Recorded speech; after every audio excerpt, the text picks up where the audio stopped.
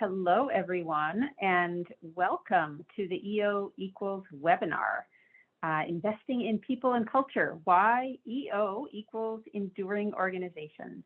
Thanks so much for tuning in today. My name is Allison Lingane, and I'm the co-founder of Project Equity. We're a national leader in the movement to harness the power of employee ownership. And today's conversation is with Rick Plympton, the CEO of Optimax. I'm going to introduce Rick shortly. And at the end of our conversation, we're going to have a live Q&A session. So please go ahead and submit your questions throughout the program using the Q&A feature. You're going to find it right at the bottom of your screen. And when you submit a question, please include your name, where you're from, and if you're a small business owner, we'd love to hear about your business, name of your business, what industry you're in. And if you miss anything, don't worry. We're sending the recording around to everyone who's registered as soon as it's available. My organization, Project Equity, is one of 4 nonprofit partners that are leading the EO Equals campaign. So Project Equity, along with Evergreen Cooperatives, the ICA Group, and Nexus Community Partners. Our organizations came together to expand the employee ownership movement in order to help more small businesses thrive and empowering workers with higher quality jobs and building more equitable communities.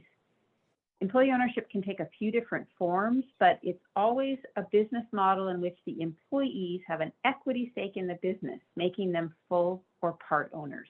It's beneficial to business, to the employees and the community, and we're going to learn a ton about how that actually works from Rick in the conversation today. You may have heard of EO, employee ownership, as a great option for succession planning, which it absolutely is, but it can provide really so much more than just an exit strategy. EO can be a solution for many challenges that keep small business owners up at night, including helping them increase profits, increase employee engagement, and helping employees build wealth. It also helps communities retain local businesses in local communities. So I can't think of a better way to illustrate these benefits than hearing from Rick Plympton, the CEO of Optimax, a precision optics manufacturer based in Rochester, New York, that employs over 400 people. Rick held several roles at Optimax before becoming CEO, including beginning his career at the company in 1995 by managing the sales and marketing activities, as well as the QA department. Rick holds degrees in business administration, computer science, and engineering science from Finger Lakes Community College, FLCC, and was recently awarded the Distinguished Alumni Award. He furthered his education at the University of Rochester with a Bachelor of Science degree in optics and an MBA. In 2012, Rick received the Small Business Administration's New York State Small Business Person of the Year Award. He also sits on the board for the the Electro-Optics Standards Council and the New York Photonics Board, sorry. And so, you know, the situation for Optimax was that after 3 decades in business, Rick, along with Optimax's president, Mike Mendina, were ready to turn an eye to succession. And after really considering all of their options, Rick and Mike decided to transition their business to employee ownership in 2020.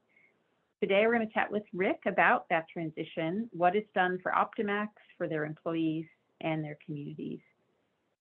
Thank you so much for joining us, Rick. Thank you. It's a pleasure to be here. Fantastic. Well, we'd love to kick off, you know, just with this broad question. Why did you consider employee ownership for Optimax? Yeah, so there's a lot to unpack there, and I'm sure we'll get at it. But I think it's helpful to understand that Mike and I grew up blue collar. We started our careers on the production floor. We both worked our way through college, and we had a fundamental belief that most people wake up in the morning and they want to earn respect and make a little money, right? So at Optimax, what we've tried to do is create an organization where people can come in and do what they know needs to get done to create value for our customers. Our mission statement is very simply enabling customer success and employee prosperity. At Optimax, we have a corporate culture of sort of self-leadership or organic leadership. We have run the company open book since the early days. One of the unique things that we do is at the end of each month, we'll close the books, and within a few days, we'll figure out, did we make money last month or not? How did we do? And we take 25% of the profit and we share that with our employees. And we've been doing that for over 25 years. We want to make sure everybody gets paid a fair wage, but when we work well as a team and we create value in the marketplace, we want to make sure we're sharing that wealth with our team members. So as we look toward a succession plan for Optimax, we wanted to find a solution that would preserve the culture that we've built over the years and provide a path forward. And in our minds, we're thinking in terms of decades or maybe even 100 years of prosperity. So that's what we were shooting for. Yeah, that's fantastic. And so you guys do this bonus every single month. So you close the books on a monthly basis, and then so you're really tying that teamwork success to the moment versus like an annual bonus, which is harder to tie it to kind of the moment of what people have been up to.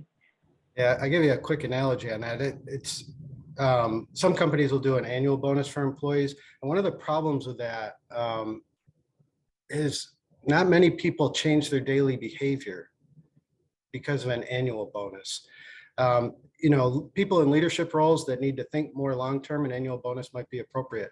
But for workers out on the production floor or in working in different areas of the business, we wanted to come up with a bonus solution that would encourage people to work effectively as a team and come in each day striving to create value for our customers. And we felt that a monthly bonus would work better. Our accountants didn't care for the idea, but it's kind of like the game of golf. When you get up on the tee box, even though you might have had a double bogey on the last hole, you have an opportunity to hit a birdie or par on the hole that you're playing now.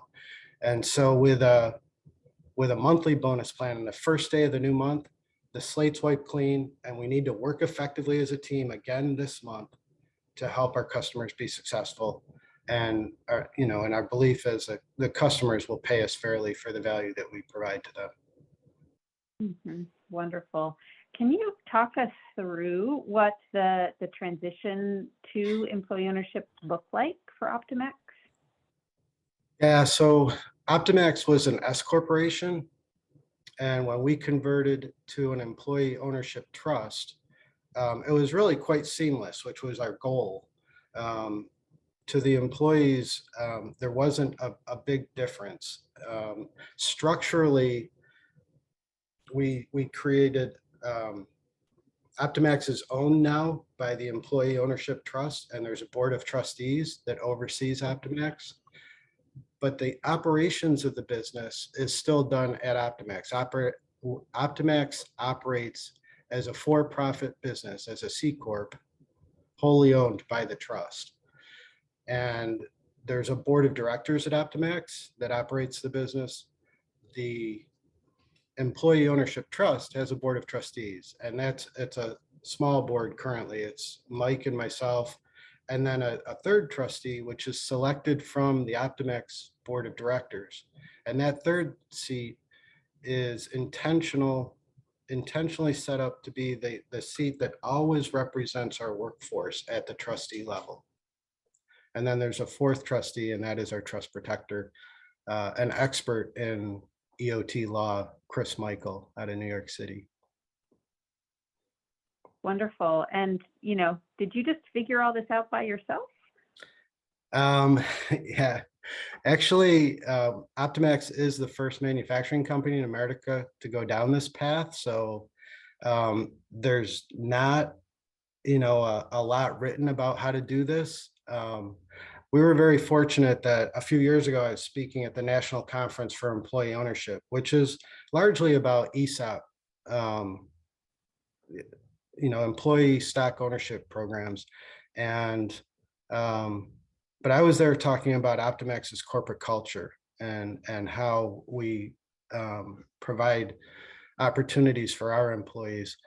And at the end of my talk, I talked a little bit about the succession path that we were considering, which at the time was to create a parent nonprofit that would own Optimax. And after my talk, Chris Michael pulled me aside and said, I've got another option for you that might work. And we went out to dinner and talked. And the more he shared with me, or I was like, oh yeah, this can work. This can work. So Mhm, the EOT really did hit on all the metrics that we were looking for. That's wonderful. And so you figured out you wanted to do this. You figured out the structure and the kind of legal how to make it work. Tell us a little bit about how you rolled it out to your company. How did you inform employees? What was the reaction? Yeah, so this all happened pre-pandemic, fortunately. So at Optimax, we have 3 different shifts. We run our factory around the clock, and we were able to have large company meetings, do presentations to the workforce and Q&A, and kind of talk through what was going to happen. Um, and then also there were, a series of emails that supported the initiative. Um, I'm not. I think there might have been some things we could have done better, especially as we came into pandemic. It became difficult to maintain communications with people. But in 2020, the stage was set, and we went ahead with the EOT. So it's still fairly fresh. It's just we converted the company in 2020 to the EOT structure. Yep, that's great. And are there things that you can share about how transitioning to employee ownership has benefited Optimax? Was there anything unexpected? Um, well, one of the things that was very unexpected was events like this. I'm not the kind of guy that goes out looking for attention, but I do feel it's my responsibility to share our journey with others. Um, I think EOT and ESOP, employee ownership structures, are an evolution of capitalism, where wealth created by a business or by a team is shared with the workers that help create the wealth. And so I really think this is something that can benefit not only the workers, but the communities where EOTs are set up. hmm And so you employ over 400 people.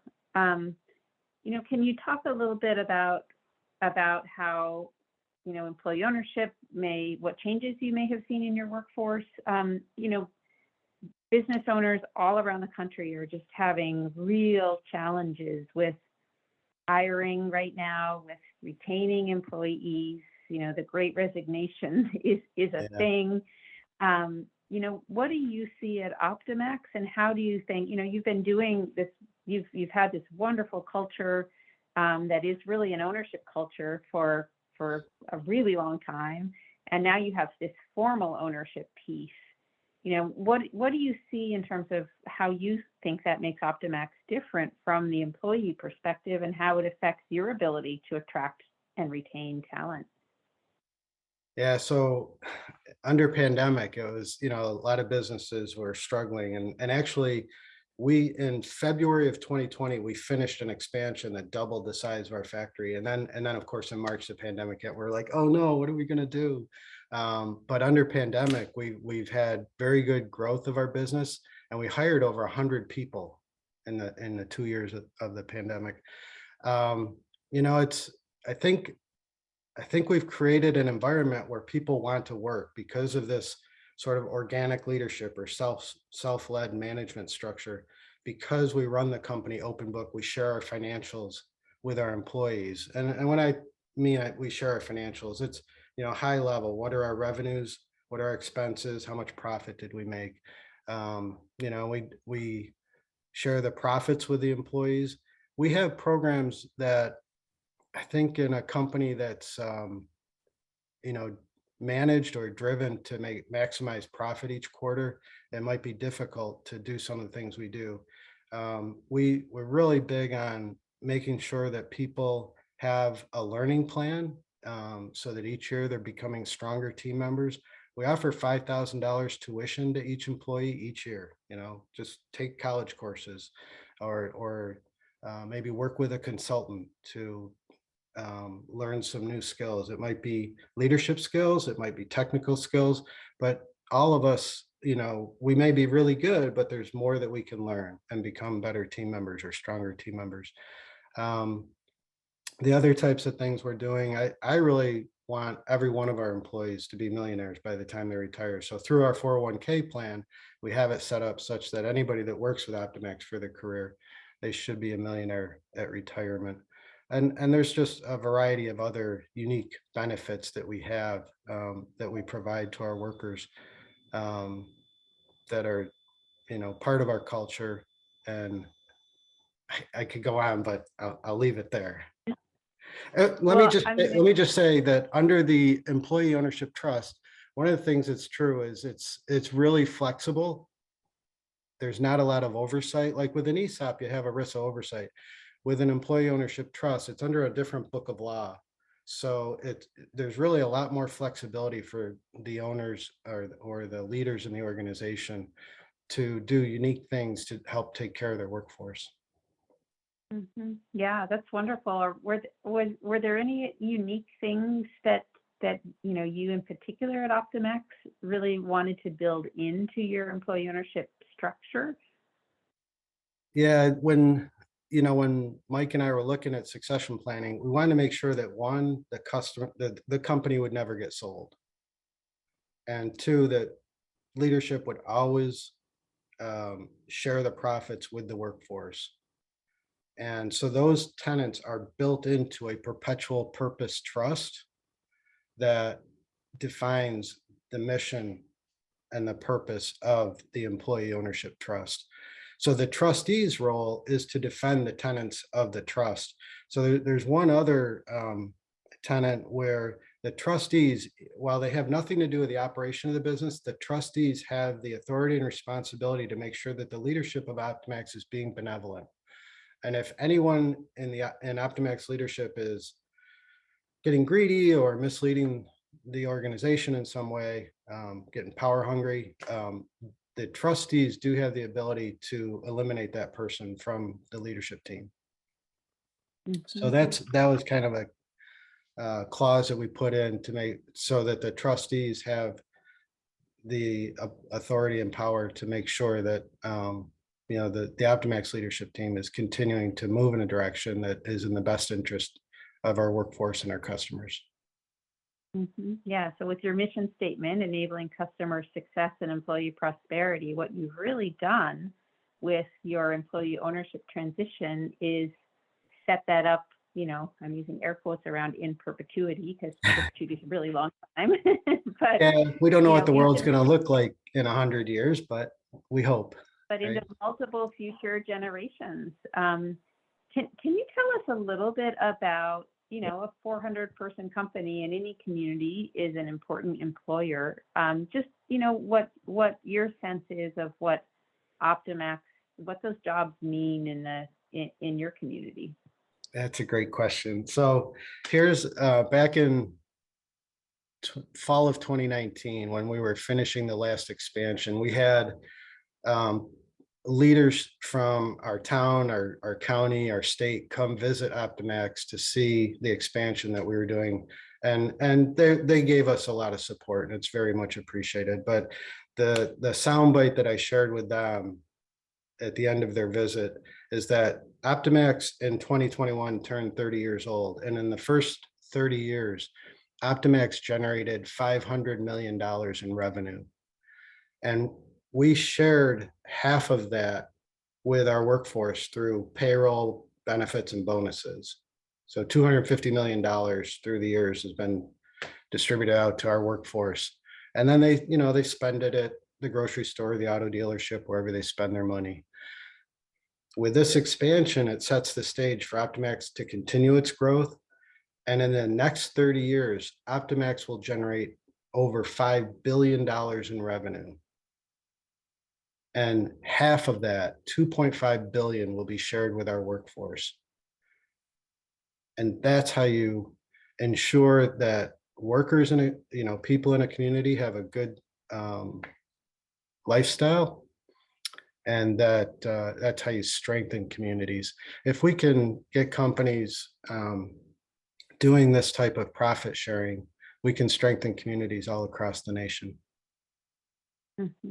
Yeah, that is such an impressive set of numbers that you just shared. And, we haven't talked very much about what Optimax does as a company, and we'd love for you to take a couple of minutes. And, you are an American manufacturing company doing really important work. And can you share a little bit about what some of that important work is? Yeah, so Optimax is located just outside Rochester, New York, and it's the home of Kodak and Bausch and Lomb and Xerox. In a very small way, we're carrying on the legacy of Kodak and Bausch and Lomb, where we're manufacturing precision optics for research and industry. And just to give you an idea, we're a key supplier to NASA. We have been for many years. We have optics on each of the Mars rovers that are up there exploring the red planet, and so it's just really cool to participate and be support NASA and some of their programs, and literally help mankind see things for the first time and learn more about the world we live in. Yeah, it's super interesting what you do. And I'm curious if you have any perspectives on, the role that employee ownership could play in really helping to strengthen American manufacturing more broadly. Yeah, employee ownership, when it's done right, provides worker voice, right? So the organization hears from employees and can react to that to make conscious decisions about how to take care of their employees. It also should provide for worker empowerment, right? So that the workforce is not just does not just have a voice, but they have the ability to affect change and to affect positive change within their workplace. At Optimax, we have an HR team that does a great job ensuring that we have HR policies that adhere to state and federal regulations, that sort of thing. But we also have a wellness team, and the wellness team is a group of volunteers from all aspects of the company, all different parts of the company. And they've put together a program that helps ensure that our employees have a good work-life balance. There are 5 pillars to our wellness team, and they are career development, financial stability, emotional, physical, and social well-being. And so the wellness team provides resources and activities that employees can take advantage of to make sure that they're, taking care of themselves so that they can be an effective employee when they do come into work. And these are some of the things that I think through an EOT, maybe, the employee, the workers or the employees have more of a voice in activities like that. That's great. Yeah. So it seems, great. Everything you shared, really great for your workforce, really great for your business operations. Can you talk a little bit about how you see being employee owned impacting your customers? Yeah, good question. This is something that we didn't expect when we started down this path. But as we went out and talked to some of the larger accounts that we support and told them about our succession plan, because we didn't want them to fear it. We wanted them to understand it and where we're going. And when we talked to them about how the EOT ensures that Optimax will never be sold, that we'll continue to invest in our employees, and that will share profits with the employees. Many of our key accounts doubled down on their relationship with Optimax. They gave us even more work. And the reason is because they know that their supply chain will never be compromised. They can invest in what we're doing. They can help us build capabilities that will never be compromised because of, we're a relatively small company. We do between 50 and 100 million in annual sales, but we're the size company that is perfect for acquisition, right? There are many bigger organizations looking to gobble up companies our size. And we've seen that happen to other high-tech companies in our region. But under this employee ownership trust with a perpetual purpose, acquisition is not in our game plan. And it's something that our best customers recognize and respect. Mhm. Yeah, so really impactful all around. And now, most people, when they think about, okay, I'm a business owner, I'm going to think about a succession plan, it's an exit plan. So you haven't exited.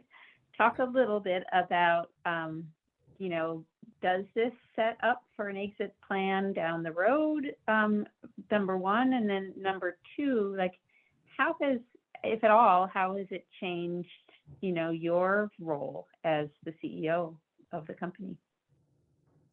Okay, that's a loaded question. So first of all, in terms of exiting, Mike is about 10 years older than me. So one of the reasons we needed to start looking at this is because we're both getting to the age where we need to start thinking about succession planning. Mike, for 30 years was the president of the company, and last year he stepped down from that role. And the Optimax board of directors voted and selected a new president. And that's one of our younger professionals that's now stepped into that role and is serving as president. I'm staying in the role of CEO for a few more years, but I think it'll be up to the board of directors how long I stay in that role, right? So I plan to keep working for a while. So for me, it wasn't all about getting out. Let me talk a little bit about the equity portion. So coming into this transition, Mike and I were 50-50 owners of the business. And we gifted a block of our equity to the trust. And then the balance of our equity is being sold back to Optimax and being retired. Those shares all get retired. So going forward, the only voting shares of Optimax will be owned by the trust. And that's how we ensure that the trust is like the governing body of Optimax. And by selling some of our equity back to the company, that's how Mike and I get our bite of the apple, so to speak.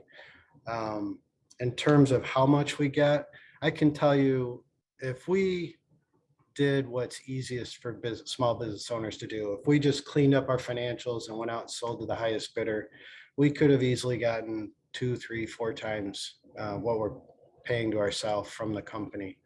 But for Mike and I, growing up blue collar, at some point you need to ask yourself, how much money do you really need?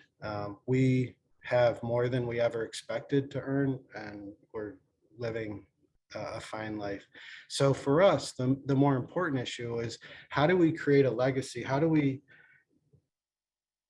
create a succession plan where we ensure that Optimax can keep going on the path that we've set out and be a place where people can work, earn a good living, and have a good life. And we'd like to think that this perpetual purpose trust has set the stage for that. And so Optimax will continue to create jobs in our community and pay fair wages, pay good wages, in fact, so that people can have a great quality of life. Yeah, that's great. And, I'm sure for the business owners listening to this, they're kind of asking the question of, well, does employee ownership mean that could I have to, take a significant haircut, or whatever the right word is, in terms of, the value of my life's work? And, I'm curious, whatever you might be able to share just about, like, was there a range of options, and you very explicitly chose to be where on that range in terms of value for all the reasons you just talked about?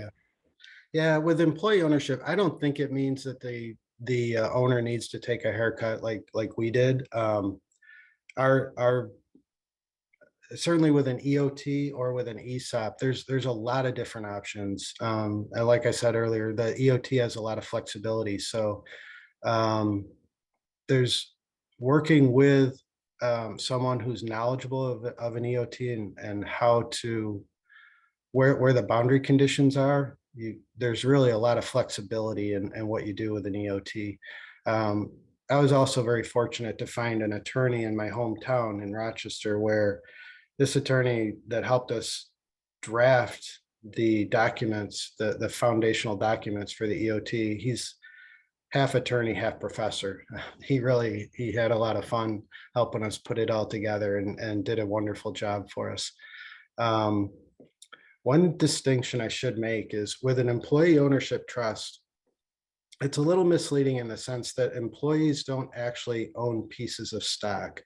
All the equity is owned by the trust. All the voting shares are owned by the trust. With an ESOP, employees actually get a piece of paper or a share of stock, right? In an ESOP, employees will get stock with a promise for cash later. Anytime we've surveyed our workforce at Optimax, do you want stock or do you want cash? They always tell us we want the cash. So that's why for our succession plan, we chose this path of an employee ownership trust, where built into the perpetual purpose is this requirement that we continue to share the profits with our employees. Mm-hmm. And can you talk about what your profit model is? How you do that profit sharing? Yeah, it's yeah, this could be a lengthy discussion, but let me very simply, every month we close the books, we pay out 25% of the profit to the employees. We did create, we're manufacturers, right? So some months are better than others, some years are better than others. So we did create a bonus reserve, which is typically set to about 1 month's sales. And so there's a process where we fill up the bonus reserve as we're paying out profit to the employees. When the bonus reserve is full, all 25% of the profit goes out to the employees. When like if we have a bad month, maybe we lose, I don't know, $100,000. And so for that, when that happens, we take 100,000 out of the bonus reserve, so that for the corporation, we were break even last month. And then hopefully this month we can talk and figure out how we get back on track and ensure that we make profit this month. And then we'll, kind of slowly fill that bonus reserve back up. But it's been a great program for us, where with our bonus plan set up the way it is, we've never had to show a loss to our banks. It's Optimax has always been break even or profitable through the last 25 years, and we average 25% revenue growth per year. So we're not a sleepy business. We're growing the business pretty aggressively. Mm-hmm. Yeah. I'm curious if you have any stories you might share about your employees and how this profit sharing has impacted them. Yeah, it's actually interesting that younger employees, well, let me say this first. For the past several years, our monthly bonus check has averaged over $1,000 each month for employees. And I should say that to become fully vested in our bonus plan, you need to be at Optimax for 5 years. You're prorated until you get to your 60th month. But then once you get to 5 years, everybody gets the same bonus check, from the president to pick a role, receptionist, janitor. Everybody gets the same bonus check. So for the past several years, the average monthly bonus check has been $1,000, a little over $1,000, and that's really really nice to see.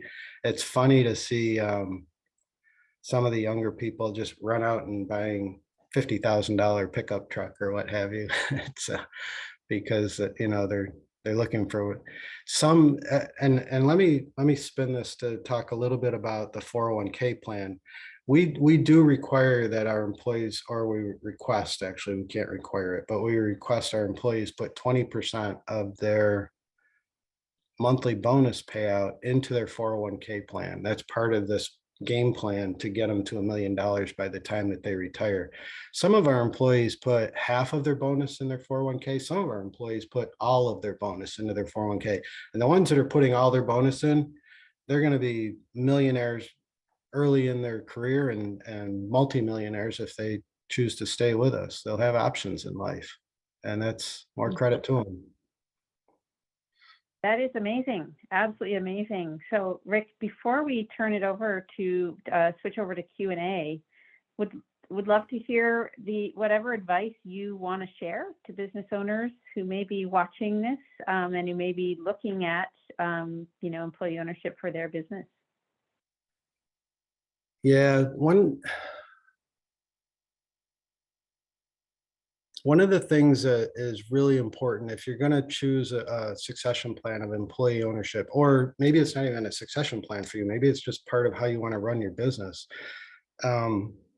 Having a culture of organic leadership or some way to allow employee voice and worker power to happen within your organization is really, really critical. If you have an organization that is top-down management, that is, one or, just a few people at the top that make decisions and then the decisions are baked down in the organization, and you try to go down a path of employee ownership, you're gonna find that it's gonna fall apart because for employee ownership to work really well, you need decision makers, you need people thinking on their feet at all levels of the organization. And one of the things that's really powerful about that type of corporate culture is that instead of having a few people in the offices in the front hallway making decisions, you've got people making decisions throughout the organization every day about how to do things more efficiently, how to cut expenses. And we did a training a few years back about employee ownership, and where we're trying to ingrain, build our culture. And if the sales team raises prices by $1, usually a few pennies will drop into profit. Sometimes organizations find ways to spend the money if sales price goes up. But if you can find ways to reduce your expenses by $1, all of it will drop into profit. And so the best way to make more money is to have people that are actually doing the work, thinking about how to do it more efficiently, how to, reduce cost.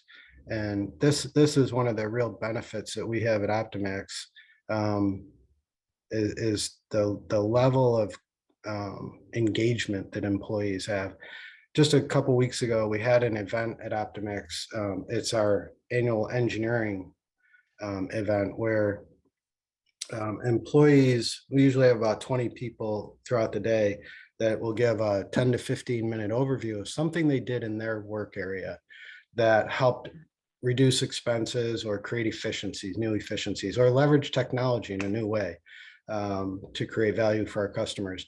And it is so powerful. All the solutions are coming up with, they're way beyond anything that, Mike and I ever imagined we could be doing. Especially the younger people in the organization, they come to us with fresh minds and new ideas and ways to leverage technology that we never thought about. So it's a really beautiful thing to see these people blossoming and helping us be successful. So inspiring. Thank you so much, Rick. And for everyone who is joined us today live, if you haven't already, go ahead and pop your questions in the Q&A, and I'm going to kick off with one that's already been posted. So Rick, this question is, how has your ownership burden shifted since the transition? Are there things you do less of? Are there things that you have more time and attention for? Yeah, well, if I look back 10 years ago, it was funny. It was we used to have more top-down management at Optimax, and there was a phase in our journey where meetings weren't called unless Mike or I called the meeting, to get together to talk about something. And as we started nurturing a younger leadership team, we expected they'd jump out all over it, but it took some time for other people to start calling meetings and to start engaging in solving problems. and today I don't I don't call hardly any meetings. I'm really in a coaching role at Optimax. Our We have activities throughout the organization where they feel empowered and they're calling meetings or talking to their peers and coming up with solutions all on their own, and identifying areas for improvement and then getting a group together to talk about it. So we've kind of morphed into this corporate culture of continuous improvement. We do have lean manufacturing at Optimax, and so that we kind of nurtured that culture through a lean manufacturing initiative. And it's just a beautiful thing to see how things can be done better in ways that you never imagined. Yeah, that's wonderful. So another question from our audience is, how does a business owner know when to start considering employee ownership?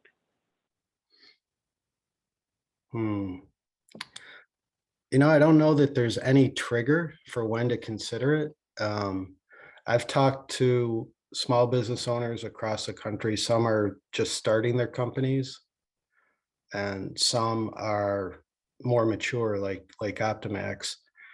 I think if employee ownership was more mainstream 20 years ago, and people were talking to us about it, we probably would have gotten on board 20 years ago. But it was, like I said earlier, we didn't even know about it. We were thinking about creating a nonprofit to own Optimax in order to achieve our long-term goals. And then fortunately I met Chris Michael, and he said, no, there's actually this other way you can do it. It's not very common. It's employee ownership trusts have been used in the UK for about 100 years. And there are many companies in the UK that have done well under the structure, but it was really quite new to the United States. So yeah, I don't think there's any trigger for now it's time to go. It depends on the owner's objectives and the workforce. Frankly, it's it's what are your hopes and dreams for your workforce? Mm-hmm. Yeah, and Rick, I love what you said about, gosh, if it had been more mainstream and we'd known about it or heard about it, maybe we would have considered it or done it earlier. And that's exactly what we're trying to do with the EO Equals campaign, is to just raise awareness, get more people to hear about it, learn that it's not this sort of crazy idea, right? It is something that not only helps with succession and succession planning, but also, can help today with your business operations, employee engagement, hiring, retaining, all of these challenges. So we have another question, which is, can you please repeat how you determined the amount to be kept in the bonus reserve? Yeah, it's it's hard to get into the details of that in a kind of a webinar like this. But what we do, I'll try to explain it a little bit more detail, like peeling the onion. So let's say at the end of the month, we determine that there's $10,000 to be handed out as bonus to the workforce. 70% of that goes into the reserve, and 30% gets paid out as bonus until the reserve is filled up. And filled up means it's at a level that's approximately equal to 1 month's shipments. And then once the reserve is filled up, then all $10,000 would get paid out to the workforce. Mm-hmm. Wonderful. Thank you. Hope that helps. Okay, so next question here. You mentioned that you held an employee ownership session for your staff. How do you onboard new employees to educate them about employee ownership at Optimax? Yeah, this is something that's been particularly challenging under pandemic. Our HR team created an onboarding booklet. It's about 80 pages that kind of helps people learn about our corporate culture. So when someone is hired into Optimax, they get a mentor, and that's somebody from that has nothing to do with their area that they're working in. It's somebody from another part of the business. And their mentor is somebody that they can spend a little time with to learn about corporate culture, they can go to when they have questions or concerns, in addition to the support they'll get from the HR team. And then, in their work cell, they should be getting a lot of support from their peers and the team leader in their work cell. So we try to provide a variety of resources to new employees so that they can not only learn the technical things they need to be learning, but also the cultural aspects of how we operate at Optimax. Here's something that's really challenging for us, and I think for anybody that's creating a self-led organization. The way we raise children, and this is a big generalization, but the way we raise children in this country is command and control, right? Whether it's a sports team or school or what have you, it's command and control is generally what children learn, and they think that is leadership. At Optimax, we try to teach people that you need to be more proactive. Everyone has a voice. Everyone has good ideas. Everyone has God-given gifts that if we can figure out how to get them in a role where they can leverage their natural talents, they can be a superstar too. Everyone should have the right to be a superstar. That's so inspiring. We've got a question that follows right along those lines, which is, well, what if my employees aren't ready to quote unquote act like owners? Do employees need extra support? Yes, they do. And the challenge there is to figure out, how do you want to educate your workforce? At Optimax, we've had consultants come in and work with us. We run a program called Read to Lead. This is just where, you get together in small groups, maybe 8 to 12 people typically, read a chapter or two in a book each week, have coffee or beers and talk about what's in the book. The book is really just to tee up a conversation about how would these principles apply at Optimax, and what are we doing about it? Are we doing a good job? Can we do better? It's just a way to tee up the conversation. And through reading the books, we kind of open people's minds and maybe even come up with some great ideas that we want to implement in the organization. So I guess the point there is, it's not natural. This organic leadership is not natural, but it can be learned. And so finding ways to work with people and teach them, that's really important. Mm-hmm.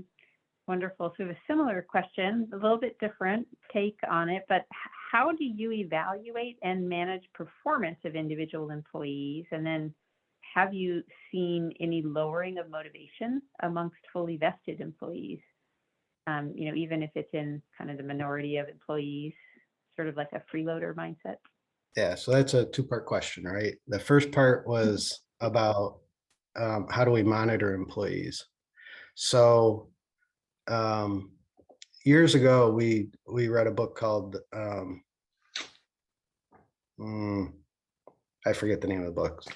I'm sorry, but we created a peer review process. In a lot of companies, they'll do a 360 review on people in leadership roles. We created a 360 review that we use for everyone in the business. And it's just a one pager, but we'll try to get a dozen or so people to give a review for each individual when it's their time for their annual review. And the idea is that there's 10 metrics. You just simply, identify from, I think the metric is 1 to 5. Are they doing well at this role, or do they need help? Are they not doing so well? 5 of the metrics have to do with skills or aptitude, and 5 of the metrics have to do with attitude or team performance. And then that can get charted, and so it's really easy to see where they're above average, where they're below average, where they might need help or some coaching. And then there's an area for praises, like what has this person done really well, and an area for recommended training. What maybe what should they learn to help strengthen the team? And it might be that um, it's something that uh, is fundamental to their work area that they might need to learn, or it might be like there's a new machine, and if they were trained as the second or third person to be able to operate that machine, that would help strengthen their team. But at the end of the sheet is an area where the individual will work with their team leader and develop a learning plan. Because what the end goal is, we want everybody to understand how they're doing currently and to work on being a stronger team member. Just like building a sports team, even though you might be a good wide receiver, what do you need to learn to be even better, or to maybe be able to play tight end from time to time? So what's really powerful about the review process is the individual will do a self-evaluation, and then there's the team evaluation, and their coach or their team leader will have the team assessment, and we'll do a comparison. And if there's alignment, that's great. We can just talk about learning plan and what are we're going to do to help you be a stronger team member in the coming year. If there's not alignment, then we may need to have a conversation about why do you think you walk on water and your team members don't? That type of thing. But it's a really powerful way to systematically strengthen our team year after year. What was the second part of the question? Yeah, absolutely. That's great to hear more about that. So the second part of the question was, have you seen lowering of motivation among fully vested employees? So I'm gonna say no. And the reason is we continue to grow the business. Under pandemic, we hired about 100 new people.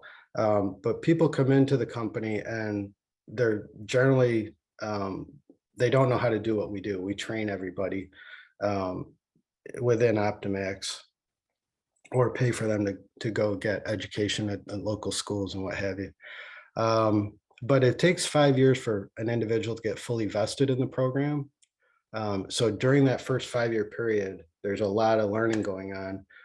We have a term at Optimax, being on the bus. So, and it's really great to see. It's a lot of times you see people showing up at work and they're kind of walking slow. They're not really engaged, but time and time again, that same individual, you'll see them a few months later and they're just on the bus. They're really engaged.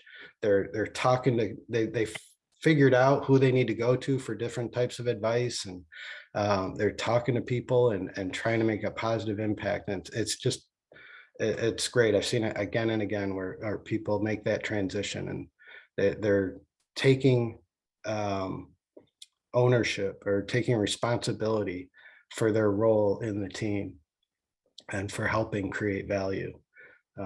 So that's beautiful to see. That's great. Somebody's asking very specifically, is there a tool that you use for running that 360-degree performance assessment you talked about and documenting the plans? We created our own. Yeah, I've never been a big fan of annual reviews where you sit down with your supervisor and they tell you like 3 things you're not doing good enough. And actually, I'll make the comment here that when you're doing a review of an individual, if you're focused on if the focus of the review is you need to get better at what you're not good at, the best you're ever going to have is mediocre team members, mediocre players. But if you focus on giving them more and more opportunity at what they're really good at, you can have exceptional team members. You can have superstars. And that's what we want to do. We want to get people in roles where we recognize what their strengths are, and we give them more responsibility and opportunity to pursue those avenues. Then they can be superstars. They're getting on the bus, but they're getting into that right seat on that bus. Yeah, you got it. Yeah, awesome.